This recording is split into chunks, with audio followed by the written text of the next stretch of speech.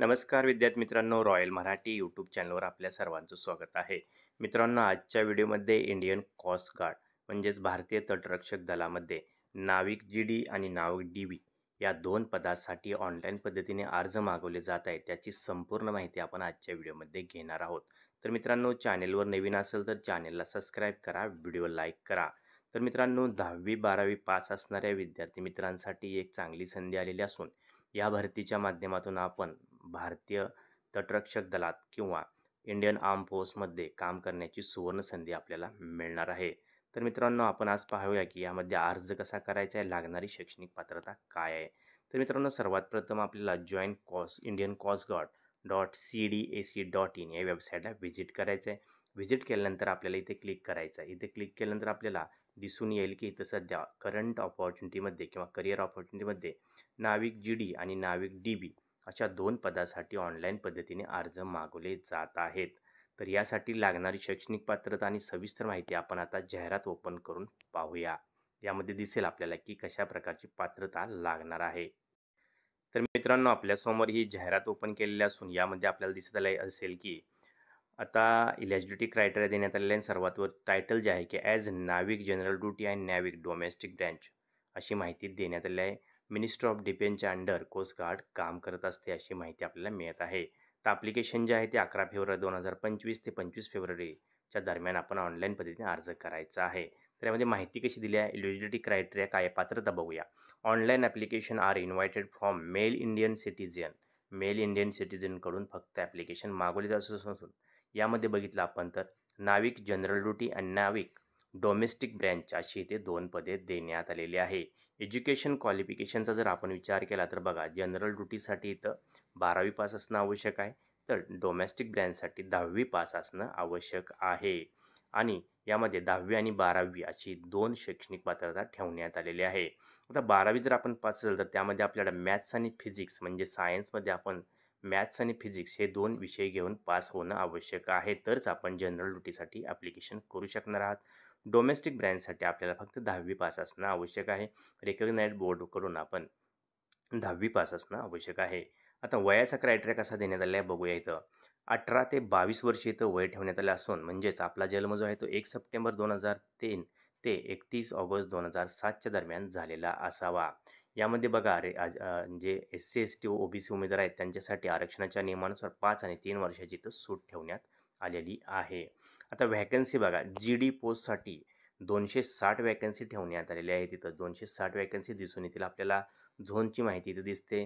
North, west, east, south, central. ओपनसाठी ई-डब्ल्यूसाठी, OBC, ST, SC यासाठी लागणाऱ्या जागासुद्धा इथं ठेवण्यात आलेल्या आहेत. ओपनसाठी टोटल 100, ई-डब्ल्यूसाठी 25, ओ-बी-सीसाठी 68, एस-टीसाठी 28, एस-सीसाठी 39 अशा 260 जागा नाविक जी-डीसाठी ठेवण्यात आलेल्या आहेत. त्यानंतर पुढची जी पोस्ट आपल्याला दिसून येते ती कोणती आहे बघा. त्यानंतर नाविक डी-बीमध्ये बघा कशाप्रकारे इथं 40 जागा ठेवण्यात आलेल्या आहेत. नाविक डी-बीसाठी सुद्धा इथं आपण झोन वाईज आणि कॅटेगरी वाईज इथं संपूर्ण जागा पाहू शकणार आहात. तर मित्रांनो, त्याप्रमाणे आपण ॲप्लिकेशन करायचं आहे. आपण 12वी पास असाल तर आपण जी-डीसाठी ॲप्लिकेशन करा. 10वी पास असेल तर डी-बीसाठी ॲप्लिकेशन करायचं आहे. सिलेक्शनची प्रोसिजरसुद्धा इथं सांगण्यात आलेली आहे की सिलेक्शन कशाप्रकारे होणार आहे. तर मित्रांनो, इथं आपल्याला अर्ज भरत असताना लाईव्ह इमेज कॅप्चर करायचं आहे. अर्ज करत असताना सुद्धा ध्यानात ठेवायचं आहे. सर्वात प्रथम ॲप्लिकेशन गेल्यानंतर आपल्याला कॉम्प्युटर बेस्ड सर्वात पहिली टेस्ट होणार आहे. CBT-1 होणार आहे. इथं देण्यात आलं आहे बघा, कॉम्प्युटर बेस्ड ऑनलाईन एक्झामिनेशन होणार आहे. एक्झामिनेशनला जात असताना आपण आपल्यासोबत पॅन कार्ड, आधार कार्ड ठेवायचं आहे, जेणेकरून आपल्याला परीक्षा सेंटरमध्ये एंट्री दिली जाईल. परीक्षा सेंटरला गेल्यानंतर बायोमेट्रिक रेकॉर्डिंगसुद्धा केलं जाणार आहे, जेणेकरून परीक्षेत जो अपहार होतोय तो टाळता येणार आहे. आता नेम ऑफ एक्झामिनेशनचं detail, subject wise question, passing mark आणि सिलेबससुद्धा इथं देण्यात आलेला आहे. तो आपण आपल्या ॲप्लिकेशनप्रमाणे पाहून घ्यायचा आहे. नॉर्मलायझेशन ऑफ मार्क्ससुद्धा देण्यात आले आहेत. नॉर्मलायझेशन मार्क कसं असणार आहे, एक स्टेज झाल्यानंतर आपण स्टेज 2साठी ते बोलण्यात येणार आहे. त्यामध्ये फिजिकल टेस्टसुद्धा होणार आहे, जसं की रनिंग 7 मिनिटामध्ये 1.6 किलोमीटर 1600 मीटर इथं रनिंगसुद्धा होणार आहे. 20 स्क्वॉट्स अप, त्यानंतर 10 पुशअपसुद्धा इथं घेतले जाणार आहे.